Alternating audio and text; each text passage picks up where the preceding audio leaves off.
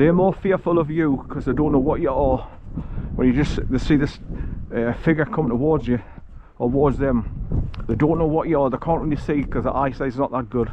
So that's why they come closer to see what you are, and run over towards you out of curiosity, not to bloody trample you. And obviously people get this idea of bulls going to charge and gore you to death because obviously you watch the TV and these matadors that's got the bulls in the thing and stab them in the shoulders with swords, and they wonder why the bull gets pissed off and charges and wants to gore them to death.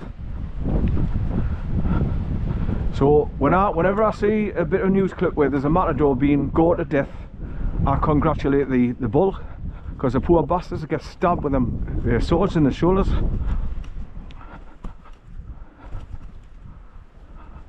Bloody cruelty. I think Spain's actually banning or they have banned bullfighting now. I don't know, but it's an age-old tradition, but it needs to stop. It's just, to me, it's animal cruelty. And once again, these globalist elites are all bloodthirsty. They like to see like foxes getting ripped to bits by dogs because that's what turns them on. They get a kick out of it. Blood and gore and guts. They're sick people.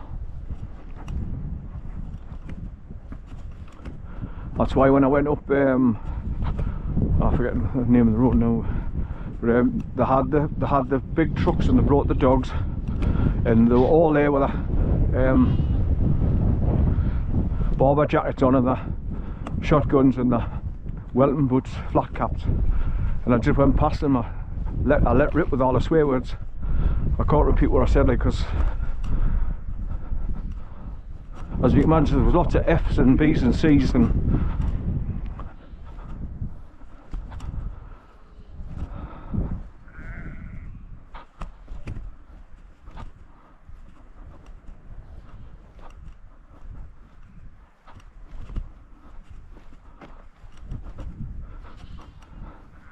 right, so as you can see, I was up there, I've come along past that puddle of bloody mud over the hill, I've come round into the dip there where the cows usually are, and I've come back up again. Now I'm going back down to another dip and I'm going round there to that gate, to go through that gate and then through to the next one. And because there's down in the dip here, you usually got water and mud in the track down here as well. You just got to find the driest point to get past. But with not having rain, like solid rain, it's pretty dry, as you can see. You can see where the sheep gone across there and go over towards that gate. But that's another way that the farmers go down as well, via the quad bikes track going down and round to there's a ford at the bottom that I'll walk past when I'm coming back the way. So that's how they get down to it, going down the quad bike tracks, going down the hill there.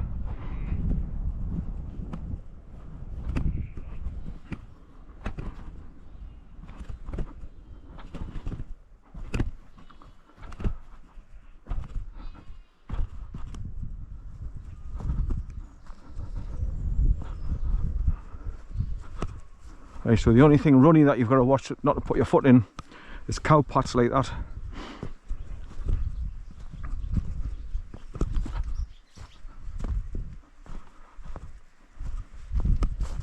So last thing you want to allow your boots when you're going to go back to the car and jump in.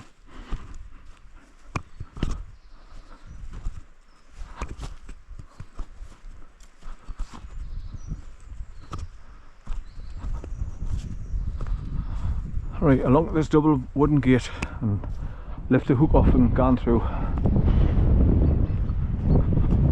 Little lamb running towards its mummy. She's just further on. That's caught up with them.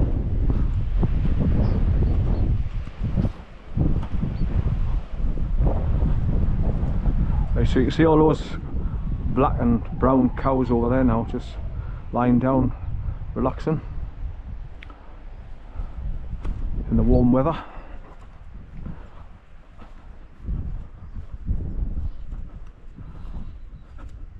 Right, I'm needing a whisk now, so I'll have a quick whisk before anybody comes along. But I'll be walking across that. You can see the path on the bottom field there, it's well defined. I'll be walking back along that pathway on my way back after coming out that tree line down there where the river's running alongside it.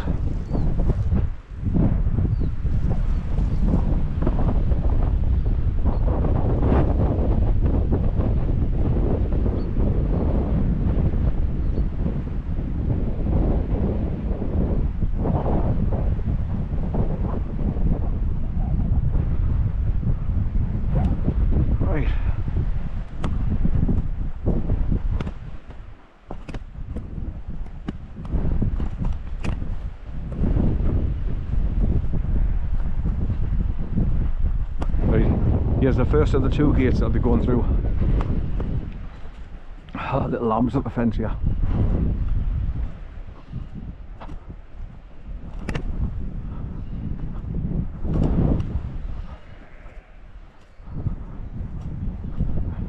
Watching me going past.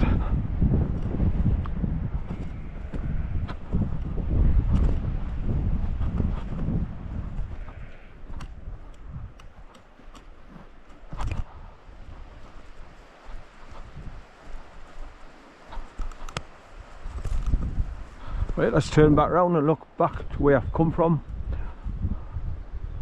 So I've come right from over there, after coming around the corner past the pond, coming up the hill, down the hill, up the hill, and come round to here.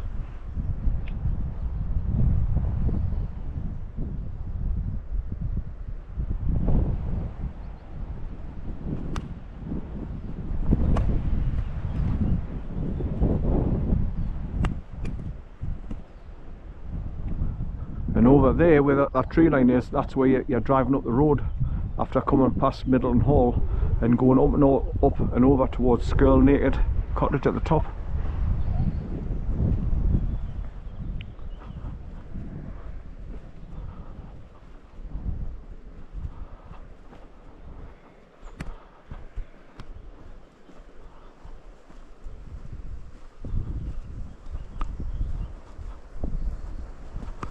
Take the hook out.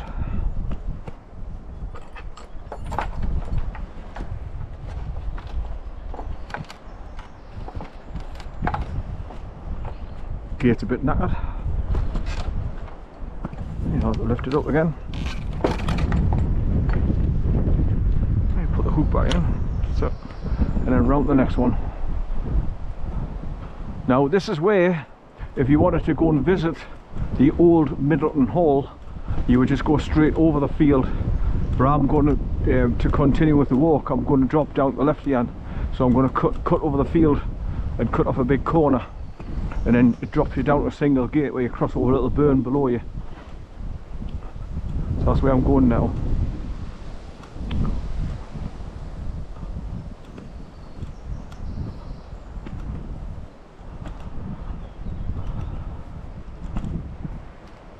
So I think there was people that passed behind me last week in the walking club. They must have went right up over the top and then come back right away along here to go and visit the Middleton Hall ruins. Then they must have come down where I went down past North Middleton Farm, and then eventually they came behind us again on the bottom field going back to the car park.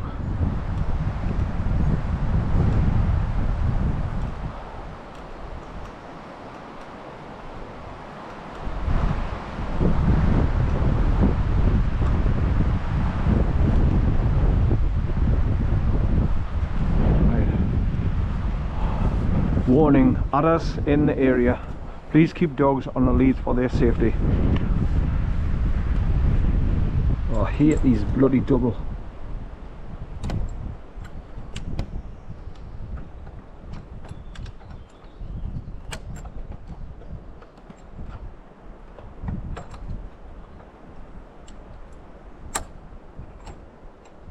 That's it. I can just manage to do it with one hand, but it's fidgety for me. It's easy putting them back in, but getting them both pushed up together so you can push it up through the loop. It's a pain in the ass sometimes. Right, Like I say, pushing them back in the hole is dead easy, because they just push down and drop the two wings drop down. Right now, instead of going across there to the wall and walk along the edge of the wall, which is the surrounding of the property, I cut across the field here down that bottom corner, and there's a single gate just down there. Look, that's where I'm heading for. There's a pheasant walking along the field down to the left there. So if you wanted to go and have a look at the old ruins of the Middleton Hall, just go straight across.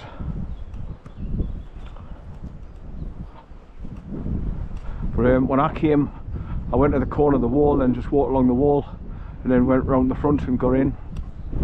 And then there's a quad bike track comes away from it and goes over the middle of the hill on the far side there, and it takes you to the gate where I'm going through to drop down past the big huge pylon on the way down to North Middleton Farm.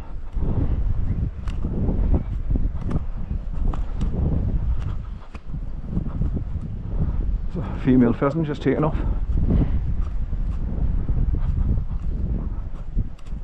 Right, so like I say, I'm just heading straight on there to that single gate that drops you down over a little wooden footbridge across the burn that runs underneath it, and it's got a bit of a waterfall as well, so it's quite nice.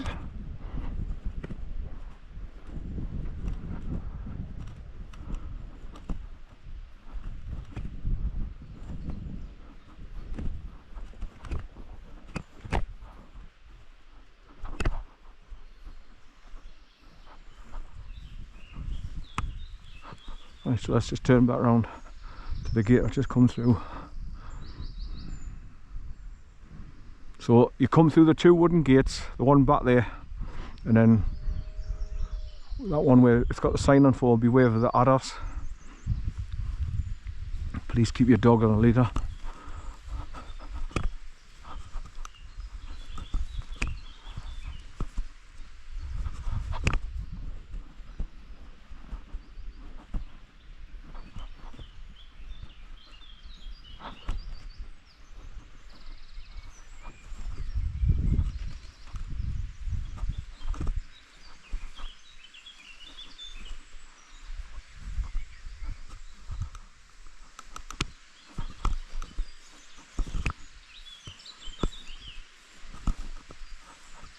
I can hear the water or stream running down there to the left, underneath this little wooden bridge that I'm going over now.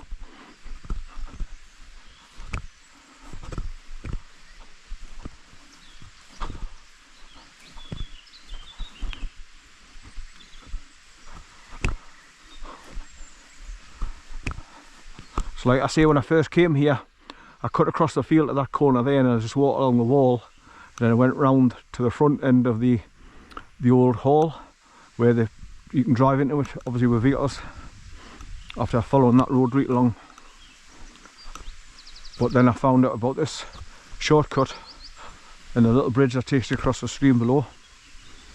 I've been coming over this way ever since. Just cuts all that corner off.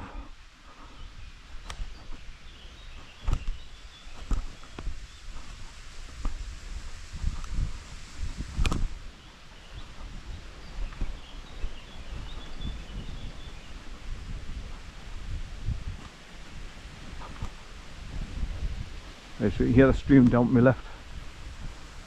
Right,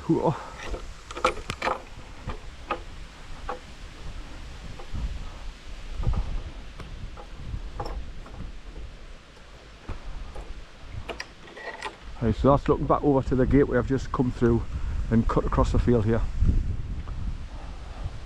And that's a perimeter wall of Old Middleton Hall.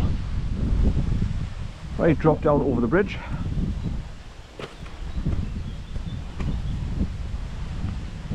There's your little stream down there to the right, just sit underneath the tree. Like I say, there's the water drops down here under the bridge, creating like a bit of a waterfall. You hear it now.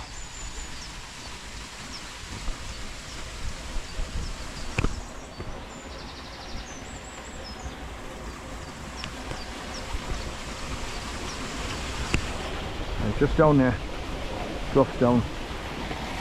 From here, look.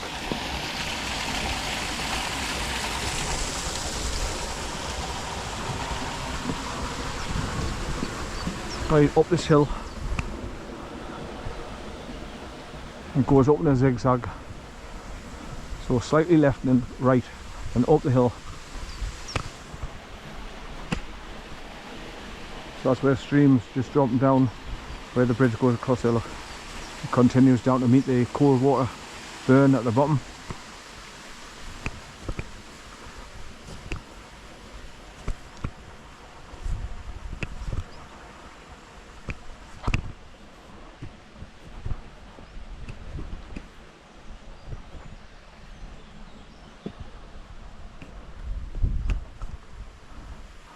Right, so it takes you to another single gate to get through this wire fence that's coming up.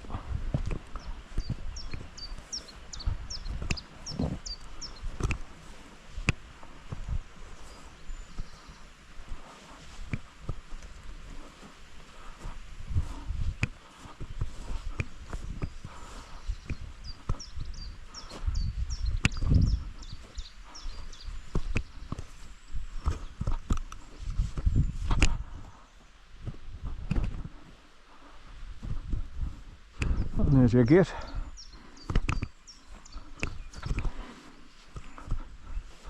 Right, let's just stand up and point my camera back the way I've just come over from. So I've cut across the field from that double wooden gate, came to the single gate, dropped down, cross over the little wooden footbridge, then come up the bank here. Then I'm going through this single gate and then going straight over again. And then this is the worst part of the walk for me, where you go through the farmer's gate, then drop down the stone track all the way down to the bottom. It wasn't too bad last time. It doesn't seem to go on and on and on like it is normally. And I passed a woman that was riding the horse up here on the side of the embankment of the track. Right, so as you can see, the farmers can come up here and come through that gate, then just follow the road round to go at the front of the Middleton Hall. And if you look over there now, you can see the side wall. That's all that's left of it. There's like a little bit of a building at the back end as well. There's not much. There's nothing to look at. Nothing spectacular. Right, so let's get the hook off this. Goes through this one. Right, always shut the gates, people, to stop the sheep getting all over, to make it harder for the farmers to round them up. It only takes 2 seconds to put the hook back in the gate, so try and make sure you do. Follow the country code, as they say.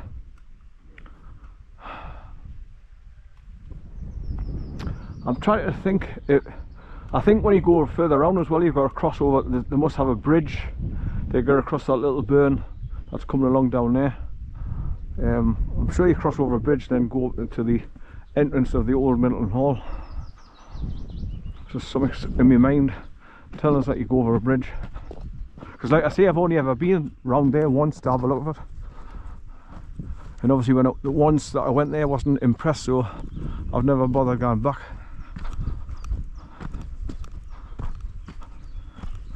Now, as I was walking down here, the path was all stones and something like that. And I was thinking about walking along the field there on the edge of the, where you can see it's all brightly lime green and then green. You walk along the edge there and then just drop down the far side to get off the stones. Oh, this is another one of them gates with the 2 wings that you've got to pick them up both together and then push it through. Like I say, putting them back in is easy, but sometimes for me, when I use one hand, it's a bit awkward.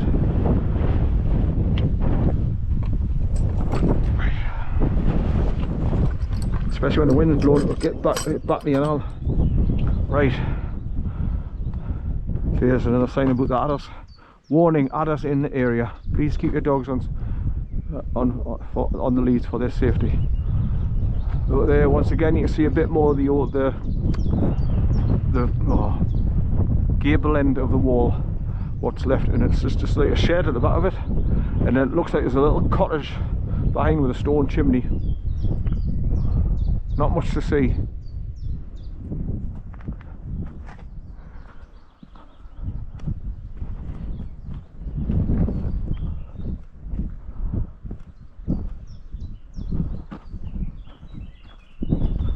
Okay, so I just normally walk along the middle of this stone track, so it's a bit softer on the grass underfoot, so you're more comfortable walking all the way down the hill. So that you can see that pylon, that's where you head, because there's a gate. It's just across the track, just at that pylon. So you pass that, keeping it to your left, dropping down. Then you just go all the way down the bottom of this track, then turn left through the gate, then start heading along to the where you drive over the ford when you first drive in here. That's cold water. Like I say, cold water is on the left, and then when the water runs past over the ford and it bends round the left and goes along towards Wooler, it's called Wooler water then.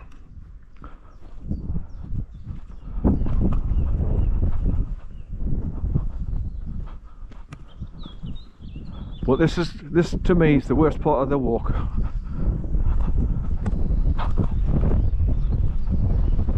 I mean, you've got beautiful views across the other side of the A697 Coldstream Road there, but it's just laborious, boring down a stone track.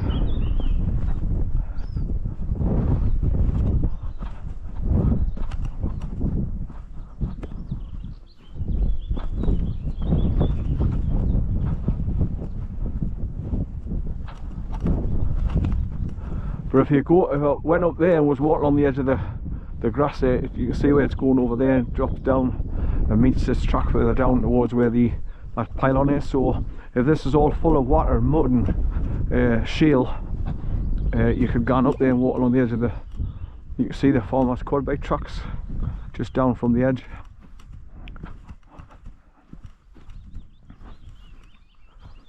Because even them go up there sometimes when these tracks are just full of water, snow and mud. And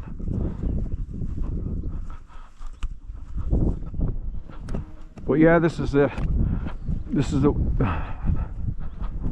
not the worst, but it's not the what words can I use? It's not the most appealing part of the walk. When I get down to the bottom, go along left and get to the ford along the road, turn left and go past all the waterfalls in the tree line, which is over there. Now that's picturesque, pretty scenic, and it's nice to walk through the trees in the forestry, quiet.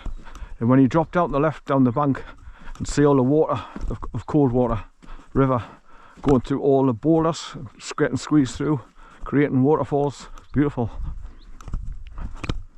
And there's obviously a big splash pool where me and Jimmy came there once and a woman was swimming in it. It's just a local, Guernsey all the time for a swim, cold water swim, to revitalise yourself, wake yourself up.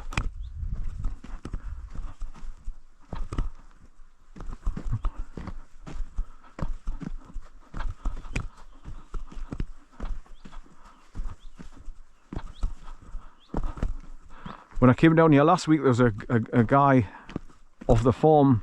He was training his dog on a long leash, and he was trying to get it to corral the sheep, but I kept barking at them. But that's what they must do to start training them, you know. And he was whistling and telling the dog to go different directions. That's how they start them off from an early age. I mean, when you watch these sheepdogs, man, they're left on their own, and the farmer just stands there and just whistles, and they just move forward, turn around, and then shoot across the left or shoot across the right. It's fantastic how the dog reacts to just a whistle. Fabulous.